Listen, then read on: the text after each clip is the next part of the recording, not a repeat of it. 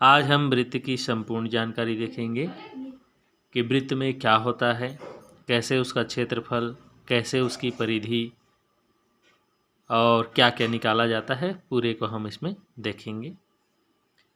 मान लीजिए एक वृत्त है, तो वृत्त का एक केंद्र होता है जिसको ओ से दर्शाते हैं। इस ओ से वृत्त की इस दीवार की जो बीच की दूरी होती है, इसी को आर से दर्शाते हैं और इसी को हम लोग बोलते हैं अंग्रेजी में रेडियस और हिंदी में बोलते हैं त्रिज्या। तो वृत्त के केंद्र से उसके दीवार के बीच की जो दूरी होती है वही उसकी त्रिज्या कहलाती है। ये उसकी त्रिज्या कहलाती है, केंद्र है। और यह जो केंद्र है, एक तरफ की जो दूरी होती है केंद्र से एक तरफ की दीवार की दूरी, उसको त्रिज्या कहा जाता है। और इस दीवार से केंद्र से होकर दूसरे दीवार तक, इस केंद्र से होकर जाने वाली रेखा हो जो दूसरे दीवार तक जाती है, उसको डी से दर्शाते हैं। हिंदी में इसको बोलते हैं उसका व्यास। व्यास जो है केंद्र से होकर ही गुजरता है और एक दीवार से दूसरे दीवार के बीच की जो दूरी होती है जो केंद्र से होकर नहीं गुजरती, उसको कहते हैं जीवा। यह व्यास भी वृत्त का जीवा ही है। यह जो व्यास होता है वह वृत्त का सबसे बड़ा जीवा होता है।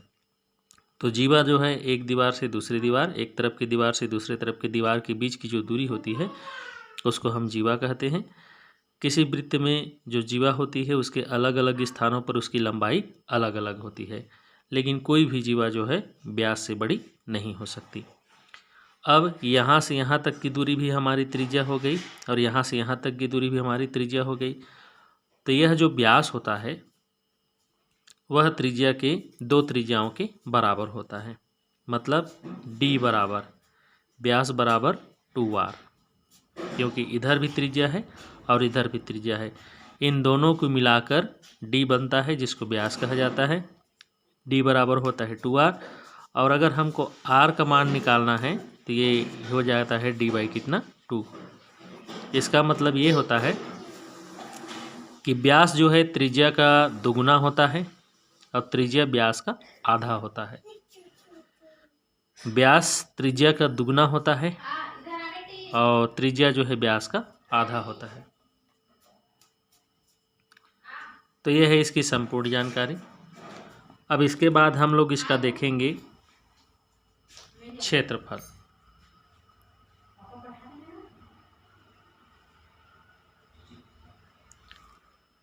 तो जो वृत्त का क्षेत्रफल है उसका सूत्र होता है पाई आर का वर्ग, जहाँ पे पाई का मान होता है 22/7। उसके बाद इसकी होती है एक परिधि, इस तरह से परिधि बराबर होता है 2πr। यहाँ पर भी पाई का मान 22/7 होता है और ये जो r दिया हुआ है दोनों में, उसको कहते हैं हम उसकी त्रिज्या कहते हैं। तो इस तरह से व्यास हो गया, त्रिज्या हो गया, क्षेत्रफल हो गया और परिधि हो गया। अब हम देखते हैं कि हम इनको कैसे कैसे ज्ञात कर सकते हैं। परिधि को एक बार समझ लीजिए और क्षेत्रफल को। तो क्षेत्रफल क्या है? इस वृत्त के द्वारा जो घेरा गया स्थान है यह उसका क्षेत्रफल कहलाता है। किसी वृत्त के द्वारा घेरा गया जो स्थान है, पृष्ठीय स्थान, उसको हम लोग उसका क्षेत्रफल कहते हैं। और परिधि क्या होता है? मान लो यहाँ से हम चलना शुरू करते हैं और इस वृत्त के किनारे किनारे किनारे किनारे चलते हैं और एक चक्कर लगाने के बाद फिर हम वहीं पर आ जाएंगे। तो किसी वृत्त को एक चक्कर लगाने में हमें जितनी दूरी तय करना पड़ता है वह कहलाता है उसका परिधि कहलाता है। तो इस प्रकार परिधि और उसका क्षेत्रफल हो गया। अब हम लोग निकाल के देखेंगे उसकी परिधि और उसका क्षेत्रफल। मान लो उसका त्रिज्या दे दिया है r बराबर 7 सेंटीमीटर। अब हम लोग उसका क्षेत्रफल भी निकालेंगे और परिधि भी निकालेंगे। तो क्षेत्रफल निकालने के लिए क्या करेंगे, क्षेत्रफल का सूत्र लगाएंगे।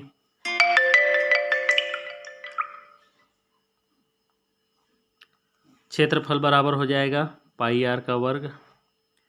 पाई की जगह में लगाएंगे हम 22/7 यहाँ पर, क्योंकि मैं पहले ही बता चुका हूँ पाई का मान 22/7 होता है। आर का वर्ग है तो आर की जगह में हमारे पास 7 है, 7 का वर्ग हो गया। अब इसके बाद ये हो गया 22/7 और गुणा ये 7 का वर्ग है तो उसको हम लोग 2 बार गुणा कर देंगे, 7 गुणा 7, 7 ऊपर 7 नीचे कट गया और 22 का गुणा 7 के साथ करेंगे तो ये आता है 154 वर्ग सेंटीमीटर।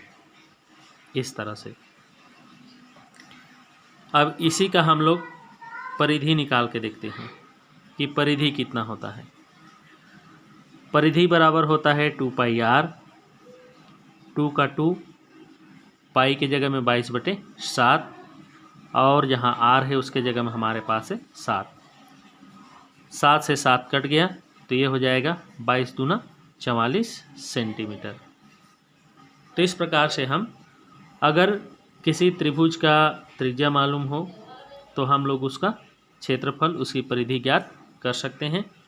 अब अगर मान लो त्रिज्या नहीं दिया हो, व्यास दिया हुआ हो, मान लीजिए यहाँ पर d बराबर दे दिया हो, व्यास बराबर 14 सेंटीमीटर या 14 सेंटीमीटर, तो हम लोग इसका भी क्षेत्रफल इसी तरह से निकाल सकते हैं। कैसे निकालेंगे, तो अब चूंकि d बराबर हम जानते हैं 2r होता है, इसका मतलब r बराबर d/2 या r बराबर d/2, तो d बराबर अगर 14 दे दिया है तो r बराबर होता है d/2, तो d का मतलब हो गया आपका 14 और बटे करेंगे 2 तो ये हो जाएगा 2, 2 सत्ते 14, 2 एकम 2, 2 सत्ते 14, तो ये निकल आया 7 सेंटीमीटर।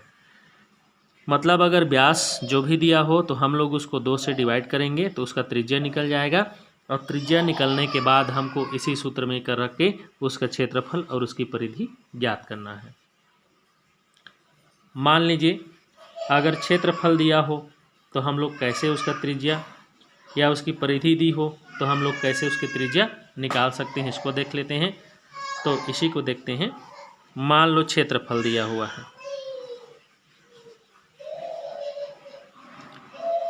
154 वर्ग सेंटीमीटर,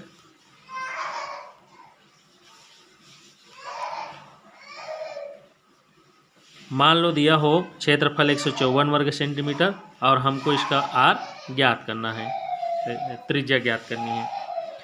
तो इसके लिए वही सूत्र है हमारा पाई आर का स्क्वायर, इसके बराबर दे दिया है 154। अब हमको r मालूम नहीं है भाई, तो उसके लिए क्या करेंगे, पाई के जगह में 22/7 होता है और गुणा r का वर्ग हो गया और उसके बराबर हो गया 154। इसके आगे r का वर्ग को एक तरफ रख देते हैं, बाकी सबको दूसरी तरफ, ये हो गया 154 और 22/7 को 7/22। यह जो है जब दूसरी तरफ पक्षांतर करेंगे तो ये उल्टा हो जाएगा, जो गुणा है ये वो भाग हो जाएगा और जो भाग है वो गुणा हो जाएगा। इस तरह से 11 दूनी 22, 11 एकम 11, 4 बचा, 11 चौक 44, 2 एकम 2 और 2 सत्ते 14। तो इस तरह से r का वर्ग बराबर, ये r का वर्ग बराबर ये हो गया 49, मतलब r बराबर क्या हो जाएगा 7, 7 सत्ते 49। तो जब अगर क्षेत्रफल दिया हो तो हम लोग उसका त्रिज्या ज्ञात कर सकते हैं, या त्रिज्या के बजाय अगर मान लीजिए अगर वो व्यास निकालने को बोला रहता तो भी हम लोग व्यास निकाल लेते। अगर त्रिज्या r बराबर 7 सेंटीमीटर निकल गया तो हम उसका व्यास कैसे निकालेंगे, तो व्यास d बराबर क्या होता है 2r,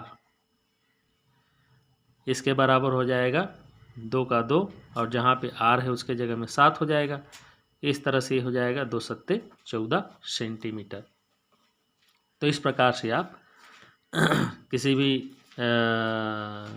वृत्त की त्रिज्या, व्यास, क्षेत्रफल इत्यादि से एक दूसरे को निकाल सकते हैं। अब हम लोग देखते हैं परिधि से त्रिज्या या व्यास निकालना। तो मान लीजिए इसका परिधि इसी को ले लेते हैं। जैसे मान लीजिए इसका परिधि दे दिया है, मान लीजिए 44 सेंटीमीटर।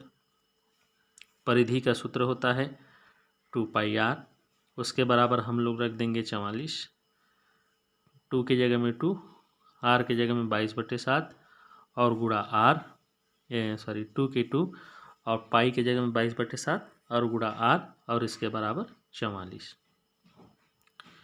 अब ये जो है 22 दूना हो जाएगा सीधा सीधा 44 और बटा 7 और गुणा है r, 22 दूनी 44/7 और गुणा r